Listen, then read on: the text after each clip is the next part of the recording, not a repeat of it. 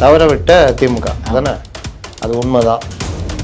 என்னென்னா பொதுவாக ஆளுங்கட்சிக்கு உளவுத்துறையெல்லாம் ஸ்ட்ராங்காக இருக்கும். அப்போ ஏதோ ஒரு மாறுதல் வருது அப்படின்னா டக்குன்னு கணிச்சு சொல்லுவாங்க, கான்டாக்ட்லாம் பண்ணுவாங்க. இங்கே செங்கோட்டையனை ரகசியமாக தூக்கிறதுக்கு பேசுகிறாங்க. திமுகவை விட அந்த இடத்துல ரொம்ப ஸ்பீடாக இவர் விஜய் என்ன பண்ணுறாரு, நான் இப்படி வந்துடுறேன். தாவேகாக்குள்ளே கோஷ்டி மேலே கோஷ்டி உண்டு. ஆதவ அர்ஜுனா ஒரு கோஷ்டி, புஷி ஜானு ஒரு கோஷ்டி. ஏற்றுக்கொள்ள முடியும். என்ன லாஜிக்? செங்கோட்டையனுக்கு அந்த எண்ணம் இருக்க வச்சுக்கோங்க, அது ஒரு நல்ல எண்ணமாகவே இருக்கணும். ஒரு கட்சி அமைப்பு ரீதியில் இந்த மாதிரி எண்ணம் எனக்கு இருக்குதுங்க, அவங்களாம் நினச்சிட்டா கட்சி ஸ்ட்ராங் ஆகும் அப்படின்னு சொன்னாங்க. சரிங்க பேசுங்க அப்படின்னு சொன்னாங்க. அங்கே டிடிவி என்ன சொல்கிறாரு, தலைவர் அவங்க அங்கே உட்காந்துருப்பாங்க, கூப்பிடுவாங்க இந்த ஜோக் அடிக்கிறது. அப்படியே இப்படி திரும்பி இப்படி இருப்பார், மறுபடியும் அப்படியே திரும்பி. ஒன்று இங்கே 4 பேர் இருப்பாங்கல்ல, செங்கோட்டையன் இவங்களாம் என்ன சொன்னாங்க அம்மா அப்படின்னு.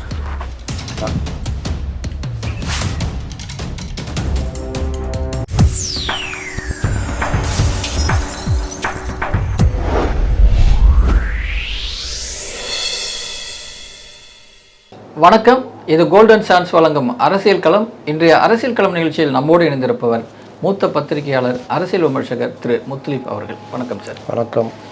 திரு செங்கோட்டையன் அவர்கள் கட்சி மாறி தாவேக்க சென்றது ஒரு சிறு சலசலப்புகள் மட்டுமல்ல, சில கட்சிகளுக்கு சில பாதிப்பு இருக்குது அப்படின்னு சொல்கிறாங்க. என்ன சொல்ல வராங்க அப்படின்னா, தட்டி தூவிக்கு அந்த தாவேக்கா அப்படிங்கிற ஒரு கான்செப்டுக்குள்ளே அலட்சியம் காட்டிய திமுக, அதிர்ச்சியில் அதிமுக, குழப்பத்தில் பிஜேபி அப்படிங்கிற ஒரு கான்செப்ட் இருக்குது. ஒவ்வொரு கட்சிக்கும் அந்த டிமாண்டெல்லாம் ஒரு சின்ன சேஞ்சஸ் இருக்குது அப்படிங்கிற மாதிரி சொல்கிறாங்க.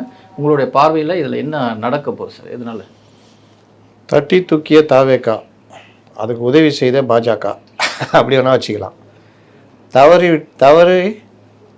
தவற விட்ட திமுக தானே, அது உண்மைதான்.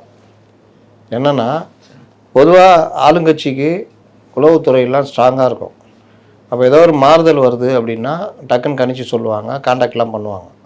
இங்கே செங்கோட்டையனை ரகசியமாக தூக்கிறதுக்கு பேசுகிறாங்க. திமுகவை விட அந்த இடத்துல ரொம்ப ஸ்பீடாக இவர் விஜய் என்ன பண்ணுறாரு, நான் இப்படி வந்துடுறேன். தாவேகாக்குள்ளே கோஷ்டி மேலே கோஷ்டி உண்டு. ஆதவ அர்ஜுனா ஒரு கோஷ்டி, புஷி ஜானு ஒரு கோஷ்டி, சில பேர் இன்னொரு கோஷ்டி, சில பேர் ஒதுக்கப்பட்டவர்கள் தனியாக இருப்பாங்க. வாய் திறந்தா இன்னும் கண்டமாயிடும்னு கம்னு இருப்பாங்க. இப்படிலாம் இதுக்குள்ளே உண்டு. இதில் பெரிய கோஷ்டினா புஷியும் ஜானும் அவங்க வச்சதான் சட்டம். ஏன்னா விஜய் அவங்க 2 பேர்ட்ட மட்டும்தான் கேட்பார், பேசுவார். இதில் புஷிக்கும் ஜானுக்குமே இப்போ நடுவில் பிரச்சனை. இதில் புஷியும் ஆதவும் ஒரு சைடு கோஷ்டி அப்படின்ற மாதிரி போகுதுன்னு வச்சுங்க, கோஷ்டிக்குள்ளே கோஷ்டி. ஜானு அவருடைய சில மாநில நிர்வாகிகளில் புதுசாக வந்தவங்களில் விஜய்க்கு நெருக்கமானவங்க சில பேர் தெரிஞ்சு அவர் இது பண்ணிட்டு இவர்கள் பேசுகிறார்கள். என்னென்னா நம்ம கட்சிக்குள்ளே ஆள் கொண்டு வரணும் அப்படின்னு. ஏற்கனவே இன்றைக்கி என்னமோ பேசுகிறாங்க, செங்கோட்டையன் வந்துட்டார், அவர் மிகப்பெரிய தலைவர் அதுன்னு. அதை விட பெரிய தலைவர்கள் 3 பேர் கட்சியை ஆரம்பித்த உடனே உள்ளே கொண்டு வந்தாங்க. கேஎஸ்ஆர் நீங்கள் காங்கிரஸ் காலத்துலேருந்து ஒர்க் பண்ணவர், 70 உடைய ஜேஎன்யூ ஸ்டூடெண்ட் அவர். நிர்மலா சீதாராமன் இருக்காங்களே, அவர் ஜூனியர், இவர் சீனியர். 70லேருந்து காங்கிரஸில் இருந்தவர். நெடுமாறன் தலைவராக இருந்தப்போ அவர் கூடலாம் ஒர்க் பண்ணவர். 80களுக்கு மேலே டிஎம்கேக்கு வந்தவர். டிஎம்கேயில் ஃபுல்லாக ஒர்க் பண்ணி கலைஞர் கூடலாம் நெருக்கமாக ஒர்க் பண்ணவர். மதிமுக ஆரம்பிச்சுன்னு அங்கே போனவர். மீண்டும் மதிமுக வந்த பொழுது மதிமுகவுக்கும் கலைஞருக்கும் இணைப்பு பாலமாக இருந்தவர். வைகோவுக்கும் கலைஞருக்கும் இணைப்பு பாலமாக இருந்தவர். இடையில் 70கள்லேயே 77, 80 காலகட்டங்களில் எம்ஜிஆர் கூட நெருக்கமாக இருந்தவர். எம்ஜிஆருக்கு பிறகு தான் கலைஞர் கூடலாம் எம்ஜிஆர் கூட நெருக்கமாக இருந்தவர். அன்றைக்கு இருந்த இலங்கை தமிழர் பிரச்சனையில் பல விஷயங்களில் அவருடைய இது உண்டு. அப்புறம் கலைஞருக்கு அப்புறம் மதிமுகவுக்கு பிறகு இந்த பிரச்சனையில் திமுகவிலையும் ஸ்டாலினை ஐநா சபை வரைக்கும் கூட்டி போய் உட்கார வச்சு பண்ணது எல்லாமே இவர் தான். அப்படிப்பட்ட இது திமுகவுடைய சட்ட போராட்டங்கள்லாம் இன்றைக்கி இருக்கிறவங்கலாம் அவருக்கு ஜூனியர்ஸ் தான். அவர் சட்ட போராட்டங்களில் அந்த அளவுக்கு நின்றவர். இக்கட்டான நேரத்துலையும் கட்சி பக்கம் நின்றவர், பண்ணவர். அப்படிப்பட்ட ஒரு அனுபவம் உள்ளவர். திமுக தாவேக்கா கிடைச்சா லாபம் தானே. இன்றைக்கும் சுப்ரீம் கோர்ட் லாயர் அவர். அவரை ஆலோசகராக வர்றாரு, அவர்கிட்ட ஆலோசகர்லாம் வாங்குறாங்க. விஜய் பேசுகிறாரு, ரெகுலராக போகுது. இன்னொன்று பழக்கருப்பையா, காமராஜர் காலத்து ஆள், தேசிய இது பண்ணவர், பல்வேறு தலைவரோட பழகியவர். ஜெயலலிதா இதில் அதிமுகவில் எம்எல்ஏவாக இருந்தவர், எம்ஜிஆர் கூட பழகினவர், ஜெயலலிதா கூட பழகினவர், முக்கியமாக சோ கூட ரொம்ப நெருக்கமாக பழகினவர். அரசியல் அறிந்தவர்னால் தான் சோ கிட்ட சேர்த்தது. கட்டுரைகள்லாம் எழுதுவார் இதிலெல்லாம். அப்பேற்பட்டவர். ஜெயந்தி நடராஜன் காங்கிரஸுடைய பழைய தலைவருடைய மகள், ப்ளஸ் பெரிய இது பாரம்பரியமான இது, எல்லாருக்கூடையும் ட்ராவல் பண்ணியிருக்காங்க. குறிப்பாக மூப்பனார் கூட ட்ராவல் பண்ணவங்க, மத்திய அமைச்சராக இருந்தவங்க, டிஎம்சியில் இருந்திருக்காங்க, டெல்லியில் செல்வாக்குள்ளவங்க. இது 3 பேரோட அவங்களுக்கு தாவேக்காக்கு தேவை. இவர்களை விடவா செங்கோட்டையன் பெரிய ஆள்? இல்லை, நான் எம்ஜிஆருக்கு அம்மாவுக்கு வழிகாட்டிய ஒரு தலைவர்னு செங்கோட்டையன் சொல்கிறாரு. அம்மா அப்படியே போகணுமா, அப்படியே போய் லெஃப்ட்டு திரும்பணுமா, குறுக்குப்பேட்டை வருமா, அப்படியே ரைட்டு எதுனா பேசின்னு பிடிச்சுமா, இதுதான் அவர் காட்டின வழி. என்ன இந்த வழிகாட்டிலாம் வேறு நினச்சிக்க போகிறீங்க? அவர் காட்டின வழி நான் நேரடியாக பார்த்துருக்கேன், கான்வாயிலையும் பார்த்துருக்கேன். ஜெயலலிதா தோற்று போய் 96 இங்கேருந்து கோர்ட்டுக்கெல்லாம் போவாங்கள்ல, அப்போ முன்னாடி மாருதி 800 வழிகாட்டிட்டு போயிருக்காரு சார். கொஞ்சம் நேரம் ஒரு தடவை பஸ்ஸில் போய்கிட்டு இருக்கிறேன். எங்கே வந்துடுமா, ஆர்கே சாலையில் தான், அந்த பிரிட்ஜு மேலே கரெக்டாக சோழா ஹோட்டல் அந்த இதில் பிரிட்ஜு மேலே இவங்க பயஸ்காரந்து வந்து ஏறுறாங்க. எங்கள் பஸ்ஸு போய்கிட்டு இருக்குது. நான் ஃப்ரண்ட்டில் டிரைவர்கிட்ட எப்போவுமே போனால் ஃப்ரண்ட்டில் போய் நின்றுக்குவேன். இப்படி நின்றுட்டு இருக்கும்போது செங்கோட்டையன் இப்படி ஓவர்டேக் பண்ணி இப்படின்றாரு. டிரைவரை பார்த்து டிரைவர் கவனிக்கல. நான் இவர் டிரைவர்கிட்ட, சார் உங்கள் பழைய அமைச்சர் கூப்பிட்றாரு பாருங்க அப்படின்றேன். அப்புறம் அவர் பார்க்குறாரு அப்படின்றாப்புல. அவர் லைட்டாக ஒதுங்குறாரு. அப்புறம் அந்த வண்டி போகுது, பின்னாடி ஜெயலலிதா வண்டி போகுது. பாருங்கள், சிஎம் முன்னாள் சிஎம்கே வழி விட்றீங்க நீங்கள். ஒரு டைமில் இதே ஆர்கே சாலில் எப்படி போனாங்க பார்த்துருக்கீங்களே அப்படின்றோம். இப்படி எங்கள் கான்வர்சேஷன் ஓடுது. அந்த மாதிரி வழிகாட்டினவர். அதனால் நீங்கள் வந்து அப்படி நினச்சிக்காதீங்க. அம்மா நீங்கள் செங்கோட்டையன் அவர்களே சொல்கிறார். அந்த டைமில் அந்த மாதிரி வழிகாட்டினவர், வேறு மாதிரி அரசியல் வழிகாட்டினவர்னா சோ சொல்லலாம், இன்னும் பலரை சொல்லலாம். எம்ஜிஆருக்கு வழிகாட்டினவர்கள் பலர் இருக்காங்க. கல்யாண சுந்தரம், இந்திய கம்யூனிஸ்ட் கட்சி தலைவர், இன்னும் பல தலைவர்கள் இருக்காங்க. பத்திரிகையாளர்களும் சில பேர் இருப்பாங்க. அப்போது இவர் வந்து நான் கேட்குறது, செங்கோட்டையனும் இந்த 3 தலைவர்கள் நான் சொன்னேன் ஒப்பிட்டிங்கன்னா மலைக்கும் மடுக்குள்ள வித்தியாசம். இந்த 3 பேரும் எம்எல்ஏவாக இல்லாமல் இருந்திருக்கலாம், அமைச்சராக இல்லாமல் இருக்கலாம். ஆனால் அரசியல் அனுபவம், ஒரு கட்சி விஷயங்கள்லாம் நல்லா நாலேஜ் உள்ளவங்க. அதை கூட விட்டுருங்க, அந்த 3 பேரையும் கூப்பிட்டு இவங்க பேசிக்கிட்டு இருந்தாங்க, பயன்படுத்தி இருந்தாங்க. நீங்கள் கட்சியில் இணையணும், ஆலோசகராக வரணும்னா பேசிகிட்டு இருக்காங்க. திடீர்னு புஷிக்கும் ஜானுக்கும் பிடிக்காமல் போயிடுது. எது புஷிக்கும் ஜானுக்கும் திடீர்னு பிடிக்காமல் போயிடுது. அதுக்கு பிறகு ஃபோன் எடுக்கலை. விஜய்க்கு பண்ணாலும் விஜய் இவர்கள்ட்ட தான். அதனால் அவர்கள் பார்க்குறாங்க, அவங்க கௌரவமானவர்கள். ஒரு கட்டத்தில் என்னடா இது சில்லறத்தனமாக இருக்குது, சின்ன பசங்க கூடி இது பண்ணுற மாதிரி இதுன்னு எல்லாரும் ஒதுங்கிடுறாங்க. இப்படி தனக்கு வந்த ஆதரவு கொடுக்க வந்த பெரிய தலைவர்களையே அவர்களுடைய அருமை தெரியாமல் ஒதுக்கியவர் தான் விஜய். நீங்கள் என்ன கேட்கணும்? கட்சி ஆரம்பிச்சிட்டிங்க, இந்த மாதிரி சில்லுண்டி ஆட்களை வச்சுக்கிட்டு இருக்கிறீங்க. அவங்க பெரிய தலைவர்கள் வர்றாங்க, ஆலோசகராக கேட்டுக்கிட்டு இருக்கிறீங்க, டெய்லி பேசுகிறீங்க, நேராக அழைச்சி பேசுகிறீங்க, எல்லாம் பண்ணுறீங்க. திடீர்னு அவங்க உங்கள்கிட்ட வரவே இல்லை. அப்போ நீங்கள் கேட்பீங்களா மாட்டிங்களா? ஏப்பா அந்த 3 தலைவர்கள் வந்தாங்களே என்ன ஆனாங்க, என்ன இது, இல்லாட்டி அவங்கள்ட்ட டைரெக்டாக பேசுவீங்களா இல்லையா? இது எதுவுமே பேசாமல் புஷியும் ஜானு சொன்னதை நம்பிக்கிட்டு அதுக்கப்புறம் அவங்கள திருப்பி கூட பார்க்கலல்ல. இந்த லட்சணம் தான் விஜய். இவ்வளோ தான் விஜய். இன்றைக்கி அதில் 2 கோஷ்டி ஆகி ஒரு கோஷ்டி செங்கோட்டையனை கூப்பிட்டு வந்தோன்னே, இங்கே வழக்கமாக அந்த நரேட்டிவ் இருக்குல்ல, எது நடந்தாலும் அதிமுக பலகீனம் அது. சிவி சண்முகத்தில் போய் கேட்டாங்களா இல்லையா? சார் அதிமுக எல்லாம் போய்கினே இருக்கிறாங்களே. அவர் யோசிக்கிறாரு, என்னடா நம்ம மீட்டிங் பேசின நேரத்துக்கு யாராவது போயிட்டாங்களா அப்படின்ட்டு யாருங்கன்னு கேட்குறாரு. செங்கோட்டையன் அப்படின்றா. யோ செங்கோட்டையன் இன்றைக்கி 1 மாதம் ஆகுது, அவர் அதிமுகவா? அறிவில் இந்த கேள்வி கேட்குறீங்க. இன்னொருத்தர், சார் மனோஜ் பாண்டியன் இந்த என்றைக்கு கேட்குறீங்கன்னு தெரியுது. இந்த இதுக்கெல்லாம் ஏன்ட்ட வச்சுக்கூடாது. நான் ஓபிஎஸ்ட்டை போய் கேளு, அதிமுகவில் தான் போனாங்க, என்ன நினச்சி உங்கள் இதுக்கெல்லாம் நான் ஆடுற ஆள் நினச்சியா அப்படின்னு போய் திட்டியாம போகிறாரு. இதுக்கு பேர் என்னது? நரேட்டிவ் தானே. ஓபிஎஸ்ட்டை போய் தானே கேட்கணும், மனோஜ் பாண்டியன் போயிட்டாரு என்னன்னு. செங்கோட்டையன் வெளியில் இருக்கார், அவர்கிட்ட தான் கேட்கணும். அப்போது இது ஒவ்வொன்றும் நரேட்டிவ்னு தெரியுதா? செங்கோட்டையன் ஒரு கொங்கு மண்டலத்து கூட இல்லை, ஈரோடு கூட இல்லை, கோபிச்செட்டிப்பாளையத்தில் சுருங்கினவர். அவரை கூட்டு வந்து மாபெரும் இது உத்தமர்லாம் பண்ணுறாங்க. இவர்கள் எல்லாம் யார்? ஒரு 5 வருஷத்துக்கு முன்னாடி உள்ள அரசியல் கூட தெரியாதவங்க. எஸ்ஐஆர் படிவத்தில் வாக்குரிமை, அதாவது உங்களுக்கு நீ எஸ்ஐஆர் படிவம் ஃபில் பண்ணி தரல, ஏதோ ஒரு பிரச்சனையில் உங்களுக்கு ஓட்டு இல்லைன்னு ஆயிடுச்சுன்னா, அடுத்து நீங்கள் என்ன செய்யலைன்னா ரொம்ப சிம்பிள். இன்னும் கூட அவங்க பட்நாயக்கு அந்த சிஇஓ அவங்க கொடுத்துருக்காங்க, ஒருவேளை உங்களுக்கு வாக்குறுதி இந்த வரை வாக்காளர் பட்டியல் இல்லைன்னா ஃபார்ம் 6 ஃபில் பண்ணி கொடுங்கன்றாங்க. ஆன்லைன்லேயே ஒரு லேப்டாப் இருந்தாலும் ஃபில் பண்ணி அமுச்சு விட்றலாம், அவ்வளோதான், அவங்களுக்கு ஓட்டு வந்துடும் 15 நாளில். ஆனால் இவர் என்ன பேசினார், ஆதவ அர்ஜுனா, உங்களுக்கு வாக்குரிமை இல்லைன்னா உங்கள் ஆதார் பாஸ்போர்ட்லாம் பிடிங்கிடுவாங்கன்னாரு, இல்லாமல் போய்விடும், அவ்வளோதான் நாலேஜ் உங்களுக்கு. இப்படிப்பட்டவர்கள் செங்கோட்டையனை உத்தமர் அது இதுன்னு. செங்கோட்டையன் எப்படிப்பட்ட உத்தமர், நீதிமன்றத்தால் தண்டிக்கப்பட்டு ஊழல் வழக்கில் 4 ஆண்டுகள் 5 ஆண்டுகள் 2 வழக்கில் தண்டனை கிடைத்து தகுதி இழப்பு ஏற்பட்டு 2001 தேர்தலில் போட்டியிட முடியாமல் போய் பிறகு அந்த ஆட்சி அமைந்தவுடன் இவர்களுடைய கவர்மெண்ட் தானே அதில் நீதிமன்றத்தால் அந்த வழக்கு குவாஷ் செய்யப்பட்டு 2005 மேல்முறையீடு போயிருந்தால் மறுபடியும் உயிர் வந்திருக்கும். ஆனால் அதிமுக ஆட்சின்றதுனால போகல. டிஎம்கே ஆட்சி மறுபடியும் 2006 வந்தோன்னா போகும்போது ரொம்ப லேட்டாக வந்துட்டீங்கன்னு தள்ளுபடி பண்ணுறாங்க. அவரை இவங்க தூக்கி வச்சுக்கிட்டு உத்தமர் அதுன்னு கதை விட்டுக்கிட்டு பேசிக்கிட்டு இருக்கிறாங்க. இது ஒரு பாட்டு. ரெண்டாவது, வழக்கமான லீடர்கள் இருப்பாங்கள்ல, ஒரு கட்சியில் பல வகையான தலைவர்கள் இருப்பாங்க, அக்ரெசிவாக செயல்படுறவங்க, ஆற்றல் மிகு. இப்போ நீங்கள் திமுகவில் எடுத்துக்கிட்டிங்கன்னா நீங்கள் என்ன மாற்று கருத்து இருந்தாலும் சேகர் பாபுடைய ஒர்க்கை நீங்கள் தட்டே பறிக்க முடியாது. அவர் அதிமுகலே அவர் பேர் ஆர்ப்பாட்ட நாயகன். அதே திமுகவில் வந்தோன்னா சென்னையில் நீங்கள் எந்த இதுனாலும் ஏன் அவரை முன்னிறுத்துகிறாங்க, ஒரு விஷயத்தை எப்படி பண்ணணும்னு அவருக்கு தெரியும், டக் டக் டக்குன்னு பண்ணுவார். அதே மாதிரி இப்போ செந்தில் பாலாஜினா அவர்கிட்ட ஒரு அசைன்மெண்ட் கொடுத்தீங்கன்னா பண்ணுவார். அப்போ பழைய தலைவருக்கு அப்போ ரகுபதி இந்த மாதிரி பழைய டிக்கெட்டுங்களாம் இருக்குது, அதுங்கள்ட்ட ஏதாவது கொடுத்தா நடக்குமா? முத்துசாமி அண்ணா என் வேலையை மட்டும் என்னை பார்க்க வரணும்னு போயிடுவார்ல. இன்னும் மனோ தங்கராய்ட்ட கொடுத்தீங்கன்னா இன்னும் 2 அடி குழி தோண்டி உள்ளே புதைச்சிடுவார். அப்போது இவர்களுக்கு இதனை இவன் கையில் விடல்ன்ற மாதிரி அந்த மாதிரி. அப்போ ஒவ்வொரு கட்சியிலையுமே இந்த மாதிரி தலைவர்கள் இந்த மாதிரி இருப்பாங்க.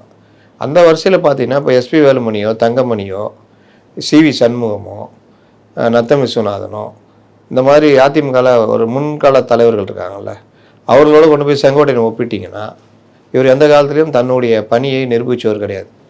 தலைமையிட்ட ஓட்டிக்கிட்டு இருப்பார் ஓபிஎஸ் மாதிரி. அதில் இவருக்கு தெரிஞ்சது இந்த ரூட் போட்டு கொடுக்குறவர். அந்த ரூட்டு இப்போல்லாம் நம்ம செல்லே போட்டுடலாம், ஒரு சின்ன பாயிண்ட்டை கொடுத்தாலே போதும். இப்போ விருதுநகர்லேருந்து தூத்துக்குடி போகணும், ஷார்ட் ரூட்டடு, அதில் 5 கான்ஸ்டியூன்சியை கவர் பண்ணுற மாதிரி ரூட் போடணும்னா உடனே கொடுத்துரும், அது டீட்டெயில் கொடுத்துரும். ஃபஸ்ட்டு இப்படி போகலாம், இங்கேருந்து இங்கே போகலாம், இங்கேருந்து இங்கே போகலாம், இத்தனை கிலோமீட்டர், எவ்வளோ நேரம், போகிற வழியில் டிராஃபிக் ஜாம் இருக்குமா, எல்லாமே போட்டு கொடுத்துரும். அதனால் இப்போ அது அவுடேட்டட். அவர் அதை தூக்கிட்டு இப்போ அவர் வழிகாட்டி, அவரும் என்ன நினச்சினாப்புல இந்த மாதிரி ரூட்டு போனதெல்லாம் வழிகாட்டின்னு நினச்சிக்கிறார். அவர் வழியை காட்டியவர், அதை வழிகாட்டின்றாப்புல.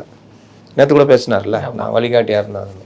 அதனால் அவர் அந்த மாதிரி அக்ரெசிவ் லீடரும் கிடையாது. இப்போ அவரை நீங்கள் உள்ளே கூப்பிட்டு வர்றீங்க, அவர் கொஞ்சம் ஓரளவுக்கு செயல்பட விட்டால் கூட அவர் அதிமுகவில் கிடைச்ச அனுபவம் இதை வச்சு ஒரு கட்சி அமைப்பு ரீதியாக எப்படி இயங்கணும்னு அவர் செய்ய தெரியும். அதுக்காக அவர் முற்றிலும் புறந்தள்ளிட முடியாது. ஆனால் அவர் செயல்பட விடுவாங்களா, அதான் கேள்வி. நான் சொன்னேன் அந்த 3 தலைவர்கள், அவர்களுக்கும் அது தெரியும், ஒரு கட்சியை எப்படி அமைப்பு ரீதியாக கொண்டு போகணும், எப்படி தேர்தல் ஆணையத்தில் பதிவு பண்ணணும், என்னென்ன பண்ணணும், எல்லாம் எப்படி டிராஃப்ட் ரெடி பண்ணணும், அரசியல் ரீதியாக மற்றதுன்னு. ஆனால் அவங்கள செயல்பட விட்டிங்களா, அவங்கள உள்ளே விட்டிங்களா? இதே தான் செங்கோட்டையனுக்கு. நீங்கள் புஷியானந்த பகச்சிட்டு வேறு வந்திருக்காரு. இவர் இப்போ சொல்லுவார், ஒரு மாபெரும் மனிதர் வந்திருக்கிறார் செங்கோட்டையன் அப்படிலாம் சொல்லலாம். வேணுன்னே சொல்கிறார், என்ன செங்கோட்டையன்யா, இல்லைங்க செங்கோட்டையன் இல்லைங்க, செங்கோ சொல்லுங்க, செங்கோ இட்டையன் இட்டையன் சத் சொல்லுங்க, செங்கோட்டையன் செங்கோட்டையன் ஒன்றும் திருத்த முடியாது அப்படின்ட்டு வேற என்ன, நாளைக்கு வேறு ஏதாவது சொல்லுவாப்புல, செங்குட்டையன்ருவாப்புல. ஏங்க 5 அடி 2 அங்கலம் இருந்தாலும் செங்குட்டையன்னு சொல்லுவீங்களா, என்னங்க நீ நியாயம் அப்படின்னா? இல்லை தலைவரே, என் வாயிலே அப்படி தான் வருது, செங்கோட்டையன் தான் நினைக்கிறேன், ஆனால் இப்படி வந்துடுது தலைவரே அப்படின்னு. அதனால் அவருடைய இது அவ்வளோதான். இப்போ அவர் இவரை செயல்பட விடுவாரான்னு பார்த்தா எனக்கு தெரிஞ்சு நடக்காதுன்னு தான். நான் இன்றைக்கி இவர்கள் மீடியாக்களில் இந்த மாபெரும் இந்த யார் ராமதாஸ் கையில் கட்சி போவோம்னு சொல்லிட்டு பேசி உருட்டி இந்த மூத்த பத்திரிகையாளர்கள் இன்றைக்கி எதையும் உருட்டிகிட்டு இருக்கிறாங்க. நடைமுறையில் பார்த்தா எனக்கு, நான் தாவேக்காவை க்ளோஸாக வாட்ச் பண்ணுறவன், தாவேக்காவுடைய நிர்வாகிகள் மற்றவரோட பேசிக்கிட்டு இருக்கிறவன்ற அடிப்படையில் புஷியை பகைச்சிங்கன்னா முடிஞ்சிடும். ஒரு உளவுத்துறை இதை கண்காணில அவங்க மிஸ் பண்ணிட்டாங்க.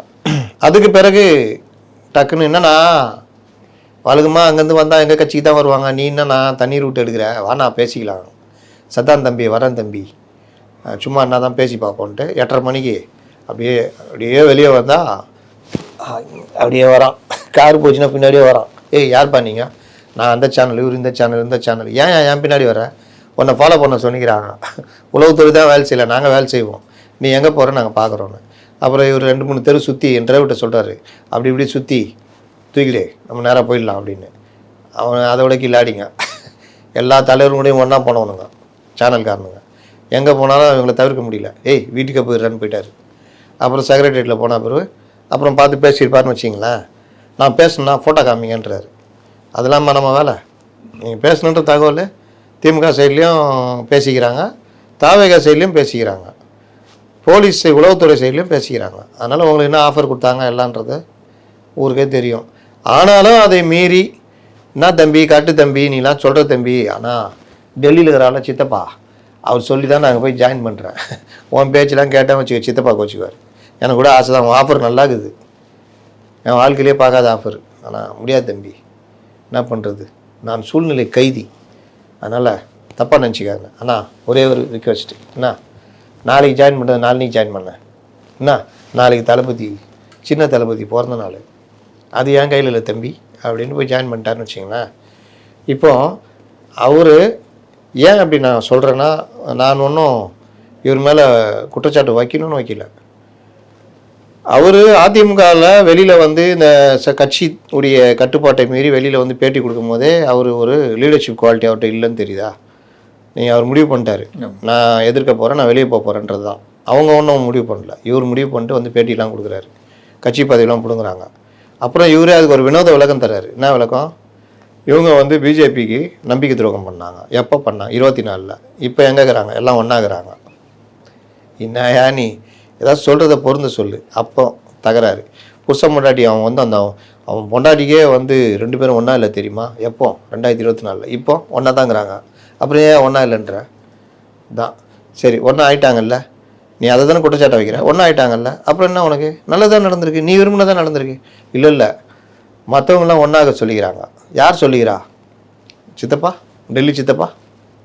அது பிறகு தான் நான் ஏங்குறேன். டெல்லி சித்தப்பா அவனுக்கு சித்தப்பா, இங்கே இருக்கிறார் அப்பா எடப்பாடி, அவர் தானே உனக்கு அப்பா, சித்தப்பா பேச்சை கேட்டுனுக்கிற. இல்லை அப்போ நீங்கள் ஒரு லீடர்ஷிப் குவாலிட்டி உங்கள்கிட்ட இல்லைன்னு தெரியுதா? ஒரு லீடரை இன்னொரு கட்சி தலைமை எப்படி இயக்க முடியும்? புரியுதா? புரியுது. ரகசியமாக நீங்கள் ஏதாவது பண்ணிக்கலாம், வெளியில் வந்து அதை வேறு சொல்கிறீங்க வைக்க இல்லாமல். அப்போது அப்படி இயக்கிற சித்தப்பா, நீ சென்று தாவேகாவில் இணைந்து செயலாற்றி வருவாயாக. ஒரு நல்ல காலகட்டம் வரும்பொழுது தாவேகாவை இணைத்து நம்முடன் கொண்டு வருவதற்கான வேலைகளை ஆவணம் செய்யும்படி உன்னை கேட்டுக்கொள்கிறேன். இன்று முதல் நீ தாவேகா என்று அழைக்கப்படுவாயாக. நடக்குமா நடக்காதா? கண்டிப்பாக. அவ்வளோதான், ஸ்லீப்பர் செல்லு. ஏன் சொல்கிறேன்னா, அவ்வளோ பெரிய ஆஃபர் வேணான்ட்டாப்லையா? அவர் வாழ்நாள் பூரா அவர் லாப நஷ்டம் தானே பார்த்துக்காங்க. நீங்கள் என்ன சொல்கிறாரு? ஜெயலலிதா ஃபோட்டோ வச்சுக்கிறாங்க. ஜெயலலிதா இன்றைக்கி இருந்தால் உன்னுடைய செயலை பாராட்டுவாங்களா? ஏண்டா திமுக வீழ்த்தணும்னு அதிமுக கட்சி ஆரம்பித்து தலைவர் கொடுத்துட்டு போனார், நான் பண்ணுறேன், அந்த கட்சியை தோக்கணும்னு நீ பண்ணுறிய. எடப்பாடி பிடிக்கல விட்டுரு, அதிமுக தோக்குமே. ஜெயலலிதா எம்ஜிஆர் உருவாக்குன ஜெயலலிதா வழிநடத்திய கட்சி தோக்குமே. அதுக்குள்ளே நீங்கள் தொலை போகிறீங்க. தலைமை பிடிக்குதோ இல்லையோ, கட்சி நல்லா இருக்கணும் தான் நான் இருக்கிறேன். அப்படி தானே இருந்தாலும் இருந்தீங்க, எல்லாருமே அப்படி தானே இருந்திருப்பாங்க. ஜெயலலிதா ஒன்று தூக்கி விட்டாங்களே, 2012 தூக்கி விட்டாங்க. அப்போ வெளியே போயிருந்தீங்கன்னா ரைட்டு கரெக்டு, ஜெயலலிதாவை எதிர்த்து போயிட்டேன் நான். அன்றைக்கி ஏன் கட்சிக்குள்ளே இருந்தீங்க? தலைமை எடுக்கும் முடிவுக்கு நான் கட்டுப்படுகிறேன், இதை எதற்காக சொல்கிறேன் என்றால் அதற்காகத்தான் இப்படி தானே சொல்லிட்டு இருந்திருப்பீங்க. இப்போ மட்டும் என்ன, உங்களை நான் கட்சி விட்ட தூக்கிட்டாங்களா? ஜெயலலிதா கொடுக்காத அமைச்சர் பதவியே உங்களுக்கு கொடுத்தாங்க. அப்புறம் உயிர் போகும் வரை நான் அதிமுக தான் தொடர்வேன்னு சொன்னேன். அந்த கொடி போத்தணும்னாரு. அதை வேணால் வாடகைக்கு வாங்கிக்குவாங்க, பர்மிஷன் வாங்கி வாடகைக்கு வாங்கி. தெரியுதா இவர்களுடைய இது? இவர்கள் எப்படி வேணால் மாறுவாங்கன்றது தான் மேட்ரு. இன்னொன்று இவரை தூக்கின்னு கொண்டாடுனுங்கிறானுங்க பாருங்க. அவனுங்க கொண்டாடின்னு அவர் நான் எப்போ முடிச்சுட்டு நான் போகிறேன்ப்பா, எங்கே நான் போகிறேன்னு கேட்குறாங்க. இதை எங்கள் பழைய பெரியம்மா சித்தப்பா பெரியப்பாலாங்கிறாங்கல்ல, மெரினால அடக்கம் பண்ணிக்கிறாங்க, அவங்களெல்லாம் பார்த்து வணக்கம் சொல்கிறது போகிறேன். ஏன்னா நானும் கூட வரோம். நீங்கள் எதுக்குப்பா வர்றீங்க? அங்கெல்லாம் போனதே இல்லை, நாங்களும் கூடயே வரோம். கட்சியாங்க இது? அதிமுகவை எதிர்க்கிறேன்றீங்க, ஜெயலலிதா எதிர்க்கிறேன்றீங்க, தேவைப்பட்டால் அண்ணாவையும் எம்ஜிஆர் சேர்த்துக்கிறீங்க. அவங்க சமாதிக்கு எப்படிங்க போவீங்க? அப்படி நீங்கள் போகிறதா இருந்தால் கட்சி ஆரம்பித்தோன்னே உண்மையிலேயே பாராட்டலாம். கட்சி ஆரம்பித்தோன்னே தமிழ்நாட்டை வழிநடத்திய மூத்த தலைவர்கள் அண்ணா, எம்ஜிஆர், கலைஞர், ஜெயலலிதா, இவர்களில் நாங்கள் வந்து வணங்குறோம். இவர்கள் மறைந்திருந்தாலும், இவர்கள் வேறு கட்சியில் இருந்தாலும், அவர்கள் தமிழகத்திற்கு ஏதோ ஒரு வகையில் அவர்களுடைய பங்களிப்பை நம்ம மறுக்க முடியாது. அந்த வகையில் அவர்களுக்கு நான் மரியாதை செலுத்துறேன்னு சொல்லியிருந்தேன். ஆனால் பாராட்டலாம், பரவாயில்ல. இவங்க வந்து இப்போ கலைஞர் கட்சி இவர் ரஜினி கட்சி ஆரம்பிக்கிறதுக்கு முன்னாடி கலைஞர் போய் பார்த்து ஆசீர்வாதம் வாங்கினார், ஞாபகம் இருக்குதா? ஆமாம்.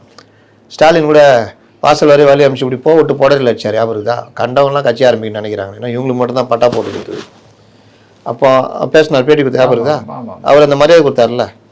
ஏன் விஜயகாந்தே கலைஞரை மதிப்பார், ஜெயலலிதா மதிப்பார். அந்த மாதிரி இருந்தீங்கன்னா பரவாயில்ல, நீங்கள் அந்த பக்கமே திரும்ப மாட்டேன், நாங்கள் வந்து இது உயின்ட்டு. சரி, அவர் போகிறாரு, அவர் கட்சிக்காரு, சரி கட்சியாக ஒரு தடவை தலைவர்களை பார்த்து மன்னிப்பு கேட்குறதுக்கோ போகிறாருன்னு வச்சுக்க. நீங்கள் ஏன் போகிறீங்க மாநில நிர்வாகிகள்லாம்? அப்போ அவ்வளோ ஃப்ரீயாகிறீங்க, வேறு வேலையே இல்லை, கூடயே போயிட்டீங்க. கலைஞரத்துக்கு போக வேண்டியது தானே, சமாதிக்கு ஏன் போகல? அவரும் ஒரு தலைவர் தானே, அது பின்னாடியே தானே இருக்காரு, போகலாம்ல. கேட்டால் ஒருத்தர் இன்னொரு ஜோக் அடிச்சார், அதெல்லாம் நீங்கள் கவலையப்படாதீங்க சார், நாளைக்கு திமுக கலந்து யாராவது ஒருத்தர் சேருவார்ல, அவர் நான் மரியாதை செய்ய போகிறேன்னு போவார். அப்போது கலைஞர் அண்ணா 2 பேர் சமாதிக்கும் கூடயே போயிடுவாங்க. அதெல்லாம் நீங்கள் அப்படிலாம் அதெல்லாம் பண்ணுவாங்க, நீங்கள் ஏன் அப்படின்றாரு. அவ்வளோதான் அந்த கட்சியுடைய நிலைமை இருக்குது. பாஜக குழப்பத்தில் தான் இல்லைங்க, பாஜக தெளிவாக இருக்காங்க. எனக்கு தெரிஞ்சு அதிமுகவில் செங்கோட்டையாக இருக்கும் போதே ஆப்ரேட் பண்ணுற பாஜக தாவேகாலம் ஒரு கட்சியா, அதில் செங்கோட்டையாக இருந்தால் பாஜகவில் ஆப்ரேட் பண்ண முடியாதா? ஈஸியாக பண்ண முடியாது, அவ்வளோதான். இல்லை, கூட்டணி கட்சிகள் வந்து ஒருவேளை வந்து விஜய் நோக்கி நகரலாம் அப்படிங்கிற ஒரு சின்ன நெருடலில் வந்து கொடுத்துருக்கு, ஒரு வழியை கொடுத்துருக்கு. கட்சிகள்னு யாரை சொல்கிறீங்க? பாமக திரு அன்புமணி ராமதாஸ், அந்த தேமுதிக அப்படிங்கிற வாய்ப்பே இல்லை. அன்புமணி ராமதாஸ் என்டிஏ கூட்டணியை விட்டு வெளியே வரமாட்டார். இன்றைக்கி இல்லைனாலும் 2029 சௌமியா வந்து தருமபுரியில் நின்று என்டிஏ ஜெயிந்தால் லட்சக்கணக்கான வாக்குகள் தேர்தல் ஜெயிப்பாங்க. அப்படி ஜெயிச்சா அவர்கள் ஒரு இணையமைச்சராக மத்திய இணையமைச்சராக வர்றதுக்கு வாய்ப்பு இருக்குது. அந்த வாய்ப்பை பாஜக மட்டுமே தர முடியும். அப்போ அன்புமணி கசகுதா? ஏன் பிரிஞ்சாங்க? என்டிஏ அங்கேயே இருக்கலாம், இல்லை திமுகவில் கூப்பிட்றாங்க வா போகலாம், நைனா நீங்களே போயிட்டு வாங்க நைனா, நான் இங்கேயே இருந்துக்கிறோம், இது சண்டையில் தான் பிரிஞ்சாங்க. அதனால் அன்புமணி போக மாட்டார். இவங்க அப்படி இல்லை, பிரேமலதா அப்படியே என்னன்ற நான் போயிடுவேன், என்னன்ற நான் கூப்பிட்றாங்க நான் அப்படியே உருவாக்கிட்டே, சரி நான் என்னதான் சொன்னேன் அப்படின்னு முதல் நாள் விஜயகாந்தை நீ எப்படி பயன்படுத்தலான்னு திட்டுறது, மறுநாள் தம்பி இளவல்ன்றது, இன்னொரு நாள் விளங்காத பார்ட்டின்றது, இப்படியே பேசினே இருப்பாங்க. அவங்கள இது வந்து அவங்க டிமாண்ட் கிரியேட் பண்ணிட்டே இருப்பாங்க. கடைசியில் என்டிஏவில் வந்து ஐக்கியமாயிடுவாங்க. பிரபாகரன் ஜெயிக்கலாம்ல விருதுநகரில், மறுபடியும் கேட்டு நின்று ஜெயிக்கலாம்ல. அப்புறம் கசகுதா அவங்களுக்கு? ஒரு ராஜ்யசபா கொடுக்கணும்ல ஏடிஎம்கே, அப்போ அது கசகுதா? இன்னொன்று வெற்றி கூட்டணி, நீங்கள் 10 நின்னீங்கன்னா ஒரு 5 கூட ஜெயிச்சிடலாம். 5 எம்எல்ஏ சட்டசபைக்கு போவாங்கல்ல. இங்கே எப்படி இருக்குன்னு தெரியாதுல்ல, அவங்க கொடுப்பாங்களா முதல்ல சீட்டு? அங்கேயே உட்காந்து இந்த பஸ்ஸு நிரம்பி ஒரு மேலாம் ஃபுட்பால் அடிச்சுன்னுக்கிறாங்க டிஎம்கேல.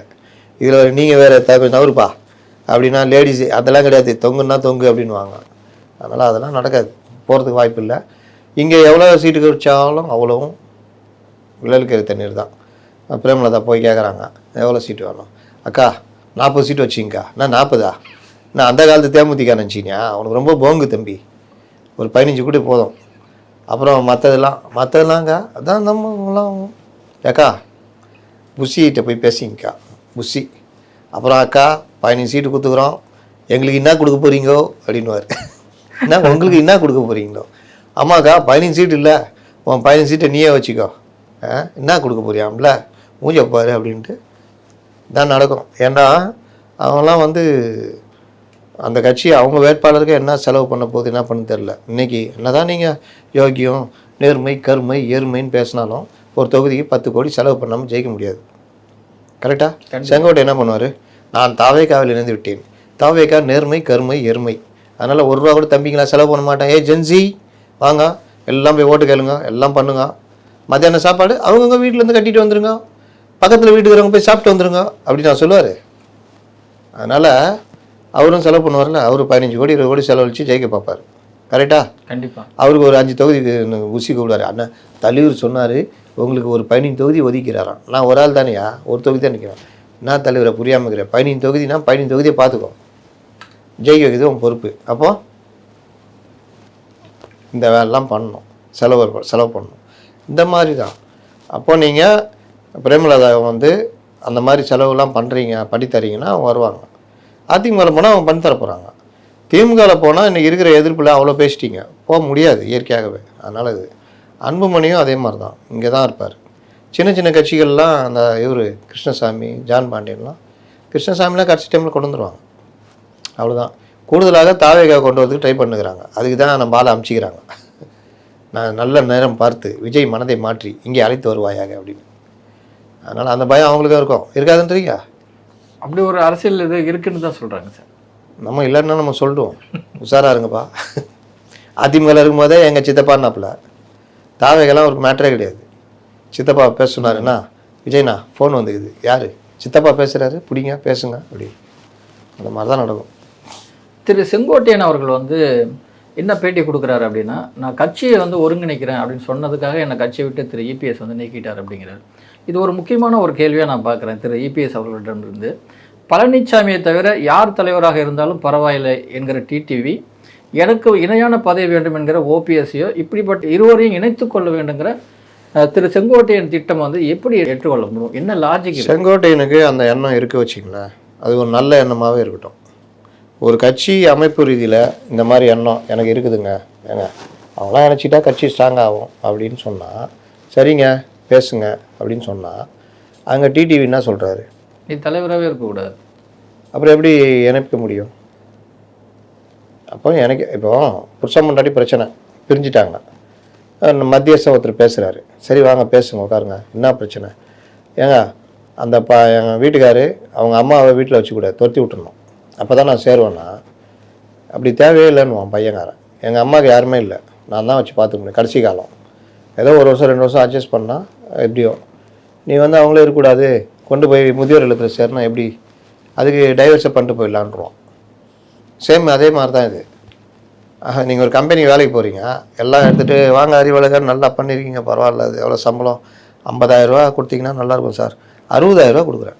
என்ன சார் இப்படி சொல்கிறீங்க? தரம்பா, நல்லா பண்ணுங்க. சரி, வந்து போகிறதுக்கு டீயை கொடுக்குறேன், வாரத்தில் 2 நாள் லீவு, நீங்கள் தான் பார்த்துக்குங்க, எல்லாம் பண்ணீங்க. சரி சார், இவ்வளோ நல்லது பண்ணுறீங்களா, முதலாளி யார் சார்? முதலாளி வந்து இவருங்க. அவரா? அவன் முதலாளி வந்து நான் சேர மாட்டேன், அவன் நீக்கி நான் சேர்றேன். ஏங்க உங்களுக்கு சம்பளம் கொடுக்குற அவர் தாங்க, அதெல்லாம் எனக்கு தெரியாதுங்க. ஏங்க இந்த நிறுவனத்துக்கு அவர் தாங்க, அவருக்கு தாங்க நிறுவனம், அதை பற்றிலாம் எனக்கு இல்லைங்க, அவரை நீக்குங்க, நான் வேலைக்கு சேர்றேன் அப்படின்னா, தம்பி நீங்கள் போயிட்டு வாங்க, உங்களுக்கு ஏதோ கலந்துக்குதுன்னு நினைக்கிறேன், நீங்கள் கிளம்புங்க, எந்த முதலாளி இல்லாத உங்களுக்கு நல்ல முதலாளிகிறத வேலை சேர்ந்துக்கணுவாங்க. இந்த மாதிரி கோரிக்கை வைக்கிற ஆளை செங்கோட்டையனே ஆசைப்பட்டாலும் செங்கோட்டையனுக்கு தெரிய வேணாம், இவரை கொண்டு வந்து சேர்க்க முடியுமா? அப்போது இப்படி நடக்காத கோரிக்கையை வச்சுக்கிட்டு வெளியில் வந்து பேட்டி கொடுக்குறீங்கன்னா கட்சிக்குள்ளே தானே அது பேசணும். அப்போ நீங்களும் அந்த கோஷ்டியில் சேர்ந்துக்கிட்டு கட்சிக்கு எதிராக செயல்படுறீங்கன்னா எப்படி டிடிவிக்கும் உங்களுக்கும் வித்தியாசம் இருக்க முடியும்? டிடிவிக்கு ஒரே இது, நம்ம கம்பெனியில் மேனேஜராக இருந்தவர் இந்த கம்பெனிக்கு சிஓ ஆகிட்டார், அந்த கம்பெனி நம்ம போகிறதான்றது இது அவருக்கு அந்த ஈகோ. அதே இது உங்களுக்கும் இருக்குது, எடப்பாடி பழனிசாமி இதாகக்கூடாதுன்னு. எடப்பாடி பழனிசாமி வேணான்றதுக்காக நீங்கள் எந்த அளவுக்கு போகிறீங்கன்னா, நீங்கள் இப்போ இவங்களாம் பணாத்திக்கிட்டு இருக்கிறாங்களா, 50 ஆண்டு காலம் இருந்தவர், எம்ஜிஆரோட இருந்தவர், ஜெயலலிதாவோட, அந்த கட்சியை தோக்கடிக்கிற வேலையை பண்ணுறதுக்கு தயாராக இருக்கீங்க, அதுக்கு எந்த எல்லைக்கும் போகிறீங்க. அப்போது நீங்கள் எடப்பாடி பழனிசாமி உங்களுக்கு மேட்ரு கிடையாது, உங்களுக்கு உங்கள் சுயநலம் தான் மேட்ரு. அதுக்காக அதிமுகவே இல்லாமல் போனாலும் பரவாயில்லன்றீங்க. அவர் ஒரு படி மேலே போய் இப்போ இருக்கிற அதிமுக, அவர் அதிமுக, எடப்பாடி அதிமுகன்றார். ஒரு கட்சியே எப்படி ஒரு ஆள் கீழே போக முடியும்? அந்த கட்சியே பல கஷ்டங்கள் வந்த பொழுது இதே பிஜேபிக்கு எதிராகவும் எதிர்த்து நின்று கட்சியை காத்தவர் அவர். நீங்கள் கட்சியை உடச்சிக்கிட்டு போயிட்டு பிஜேபி கூட கூட்டணி வச்சுக்கிட்டாள், பிஜேபிக்கு எதிராக நின்று அதிமுக வீழ்த்துறதுக்கான வேலையை பார்த்தாலும் டிடிவி. ஓபிஎஸும் அதே கேஸ் தான்.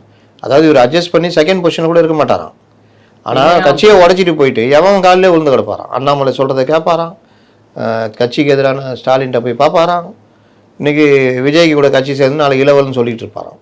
ஆனால் எடப்பாடி கூட அட்ஜஸ்ட் பண்ணி போக மாட்டாராம். தெரியுதா இவங்க இதெல்லாம்? ஒரு வளர்ந்த கட்சி, வளர்ந்த கட்சி. இவர் அலாரம் காட்டின 2001 முன்னாடி யார் நீ என்ன அப்படியே இதுவா? அக்கா நம்ம பிள்ளையாகுது, அமைதியாகுது, அமைச்சர் பதவி கொடுத்தா கூட அப்படியே திருப்பி கொடுத்துரும், சண்டைலாம் போடாது, குனிஞ்சு இது வச்சுக்கோங்க, எல் ஷேப்பில் அப்படியே நிற்குதுக்கா, அரை மணி நேரம் நிற்க சொன்னால் அப்படியே நிற்குதுக்கா, மற்ற நாள்லாம் முடியலக்கா அப்படின்னு. சரி வர சொல்லு, சேர்த்துக்குவோம். அமாவாசை படம் பார்த்தீங்கல்ல, ஆமாம், அதில் எங்கே உட்காந்துருப்பாப்புல? நான் நேரில் பார்த்தேன், நீங்களாம் படத்தில் தான் பார்த்தீங்க, சத்யராஜ் இங்கே நுண்ணீர் சீட்டில் உட்காந்து. இவர் அப்படி தான் உட்காந்துருப்பார், இப்படி தாங்க உட்காந்துருப்பார். அப்படி தான் உட்காந்துருப்பார். அவங்க அங்கே உட்காந்துருப்பாங்க, கூப்பிடுவாங்க ஏதாவது ஜோக் அடிக்கிறதுக்கு, அப்படியே இப்படி திரும்பி இப்படி இருக்குவார், மறுபடியும் அப்படியே திரும்பி. ஒன்று இங்கே 4 பேர் இருப்பாங்கல்ல, செங்கோட்டையன் இவங்களாம் என்ன சொன்னாங்க அம்மா அப்படிங்க, இப்படி இருந்தவர் தான் ஓபிஎஸ். இன்றைக்கி ஜெயலலிதா இல்லை அப்படின்னோடனே உங்களுக்கு 2வது பொசிஷன் தரோம் இருங்கன்னு தானே சொல்கிறாங்க. அதெல்லாம் முடியாது. இந்த ஒரு கதை சொல்லுவாங்க, இவங்க எல்லாருக்கும் அந்த கதை ரொம்ப பொருந்தும். ஒரு மாப்பிள்ளை கல்யாணம் ஆகுது, கல்யாணம் போது சாப்பிட்டுக்கிறாங்க மாப்பிள்ளையும் பொண்ணும். மொச்சக்கொட்டை அந்த அம்மா அப்படி அமுக்கும் போது அதில் மொச்சக்கொட்டை செதறி கொட்டை வந்து மாப்பிள்ளை இதில் உண்டு. உடனே தீட்டுன்னு ஊருக்கு கிளம்பிடுறாப்புல, நான் காசிக்கு போகிறேன் தீட்டு, யோ மொச்சக்கொட்டை தானே வந்துச்சு என்ன அதெல்லாம் இல்லை தீட்டு. யாராவது ஒரு ஊருக்கு போகிறாரு, அந்த ஊருக்கு போனால் அந்த அப்போல்லாம் அந்த காலத்தில் அந்த சன்னியாசிங்க போகும்போது பயங்கரமாக வரவேற்பாங்க. அந்த காசிக்கு போகிறாங்க, சோறு போட்டால் புண்ணியம். ஐயா காசிக்கா போகிறீங்க? ஆமாம், எங்கள் வீட்டில் சாப்பிட்டு போங்க. ஆனால் மொச்சக்கொட்டை கூடாது. சரிங்க ஐயா. சோறுலாம் போட்டு எல்லாம் சாப்பிட்டு முடிச்சோன்னே இலைய நீங்கள் நாங்கள் பார்த்துக்குறோம். என்ன இந்த இலையை தான் கழுவி யூஸ் பண்ணுக்கிறோம். என்னடா இது, ஒரு மொச்சக்கொட்டைக்கு வந்தோம், இங்கே இலையே 4 பேர் சாப்பிட்டுக்கிறாங்க அந்த இலையில். சரி இந்த பாவத்தையும் காசியில் தொலைப்போம் அப்படின்னு போகிறார் அடுத்த ஊருக்கு. அங்கே போகணும், ஐயா காசிக்கா போகிறீங்க? ஆமாம் வாங்க ஐயா, எங்கள் வீட்டில் சாப்பிட்டு போகணும். ரைட், மொச்சக்கொட்டை இருக்கக்கூடாது, வாழை இலை இருக்கக்கூடாது. சரிங்க ஐயா. மண்ணு தட்டுக்கு தான் பரவாயில்லையா? பரவாயில்ல. மண்ணு தட்டை எடுத்து சோறு போட்டு சாப்பிட்டு முடிச்சோடனே அந்த தட்டை அப்படி கொடுக்க டம்மு கீழே ஒன்று வஞ்சிடுது. அங்கே ஒரு அம்மா கத்துது, ஐயோ எங்கள் வீட்டுக்காரர் கட்சியாக சாப்பிட்ட தட்டு, அந்த தட்டை தான் பயன்படுத்தினா, அதை போய் இந்த படுபாய் உடச்சிட்டானே. யோ என்னையா சொல்கிறேன்னா, இல்லை எங்கள் அப்பா வந்து அந்த தட்டில் தான் சாப்பிட்டுருந்தாரு, நீங்கள் மண்ணு தட்டு வேணும்னீங்களா, அதனால் எங்கள்கிட்ட இல்லை, சரின்னு அதை எடுத்து கழுவி யூஸ் பண்ணணும். இந்த பாவத்தையும் காசியில் தொலைக்கலாம் போகிறாப்புல. அடுத்த ஊருக்கு போனோன்னா, ஐயா காசிக்கா போகிறீங்க? ஆமாம், எங்கள் வீட்டில் சாப்பிட்டு போனோம் ஐயா. மொச்சக்கொட்டை, வாழையில், மண் தட்டு 3 இருக்கக்கூடாது. சரிங்க ஐயா. இன்னொரு இலை இருக்கும் தெரியுமா, இந்த கிராமத்தில் அந்த இலையில பறித்து கொஞ்சம் சோறை போடுறாங்க, சாப்பிட்றாப்புல. எப்பா நல்லா திருப்தியான சாப்பிட்றாப்பா. ரைட்டு. தாம்பூலம் தரிக்கிறீங்களா ஐயா? தாம்பூலம் தரிக்கிட்டா தெரியும்ல, வெத்தலை பாக்கு சாப்பிட்றோம். அந்த பாக்ஸு திறந்து வெத்தலை எல்லாம் சொன்னாங்க, களிப்பாக்கு இருக்குது, களிப்பாக்கு தெரியும்ல, இப்போ இருக்கிற ஜென்சிக்கெலாம் தெரியாது, எடுத்து வச்சு கடிக்கிறாப்புல உடச்சிக்குது. அந்த பக்கத்தில் ஒரு அம்மா சொல்லுது, கட்சி உடச்சிட்டிங்களா? உடச்சிட்டேன், நானும் எவ்வளோ நாள் அதை வச்சு பார்த்தேன், உடையவே இல்லை. அப்படின்னா என்ன அர்த்தம்? அந்த அம்மா கட்சி பார்த்து முடியாமல் டப்பாவில் வச்சுருந்தா, அதை எடுத்து ஒரு கட்சி உடச்சிட்டாரு. பொண்டாட்டி மொச்சக்கொட்டை விழுந்ததுக்கு வந்தா இங்கே என்னடா இது உடாங்க காசியாக ஈஸியாகன்ட்டு திரும்பி போனாராம். இந்த கதை தான். கட்சியில் 2வது பதவி தர்றையா நோ அப்படின்ட்டு இன்னைக்கு ஒரு லெட்டர் பேடு கட்சி வச்சு சுற்றிக்கின்னு கூட இருக்கிறவங்களாம் என்ன 6-60 ரஜினிகாந்துக்கு வறுமை வந்தோன்னா அவன் தம்பிக்காரன் வந்தான் பையன் தூக்கிட்டு வருவான். என்ன அண்ணன் கூப்பிட்டாரு, சின்ன அண்ணன் போறியா? சரி போ. அந்த மாதிரி மனோஜ் பாண்டியன் என்ன அண்ணன் சேகர் பாபு நான் பேசினாப்புல கூப்பிட்டாப்புல, ஓ வேறு யாராக இருக்கீங்களாப்பா போகிறதுக்கு? அந்த மாதிரி ஆயிடுச்சு கட்சி. இன்னைக்கு இதுதான் நிலமை. இங்கெல்லாம் கௌரவம் பார்ப்பாங்களாம், அங்கே போய் கௌரவம் பார்க்க மாட்டேங்களாம். தோல் மேலே கையை போடுறான், துண்டை தூக்கி மேலே போடுறான், செல்ஃபி எடுக்கிறான், நான் பண்ணுறேன். ஒன்றும் போக அனுபவிப்பார் அவர். நேற்று காலை வாரி விட பார்த்தானுங்க, பார்த்தீங்களா? பார்த்தீங்களா இல்லையா? சொல்லிட்டாரு, ஏன்னா காலையில் வாரி விட்டாருங்கன்னாப்பான்றாப்பு. இல்லை, இன்னொரு முக்கியமான ஒரு பதிவு பண்ணுறாரு திரு செங்கோட்டையன் அவர்கள், தலைவர் விஜய் அப்படிங்கிறார். இளவல் விஜய் இல்லை, அதுக்கப்புறம் தலைவர் நேற்று பேச வேற என்ன, அந்த கட்சியில் சேர்ந்த வேற என்ன சொல்லணும்? தலைவர், பொதுச் செயலாளர், 50 ஆண்டு கால அனுபவம், அதுக்கு என்ன பண்ண வழிகாட்டினாரோ, அம்மாவுக்கு வழிகாட்டினார். நீங்கள் ஒன்று பார்க்க மாட்டேங்கிறீங்க. 50 ஆண்டு காலம், நான் அதை தாங்க சொல்கிறேன், நீங்கள் அதை கவனிக்க மாட்டேங்கிறீங்க. 50 ஆண்டு காலம் எம்ஜிஆர் இது பண்ணதெல்லாம் சொல்கிறவரு, எங்கள் சித்தப்பா பிஜேபி சொன்னனால தான் எங்கள் வேலை செஞ்சேன்னு சொன்னாருங்க. அதை விட கேவலமாக விஜய் போய் தலைவர்னு சொல்கிறதுன்னு நான் கேட்குறேன். அந்த கட்சியில் சேர்ந்துட்டீங்க, அவரை தான் தலைவர்னு சொல்லணும், வேறு வழி கிடையாது. ஆனால் ஒரு கட்சியில் மரியாதையான இடம் கொடுத்து மாநில அமைப்பு செயலாளர்னா பொறுப்பில் இருந்தார், மாநில தேர்தல் பிரிவான ஏதோ ஒன்று இருந்தார்ல. அப்படி இருக்கும்போது இன்னொரு கட்சி தலைவருங்க சொல்கிறாங்க, அதுக்காக நான் வேலை செய்கிறேன், கட்சிக்குள்ளே வம்பிழுக்கிற வேலை செய்கிறேன்னா அதையும் பேட்டியில் சொல்கிறீங்கன்னா நீங்கள் என்ன, அதுக்கு இது எவ்வளோ தேவையில்லைங்க.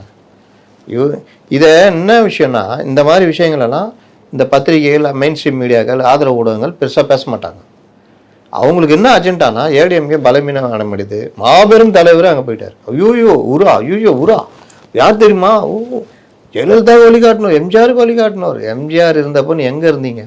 3 முறை அமைச்சரையில் ஒரு தடவை கூட கொடுக்கல செங்கோட்டையன். கொடுக்கல, அங்கே தான் வச்சுருந்தார் எம்ஜிஆர். அவருக்கு தெரியாதா அவருக்கு?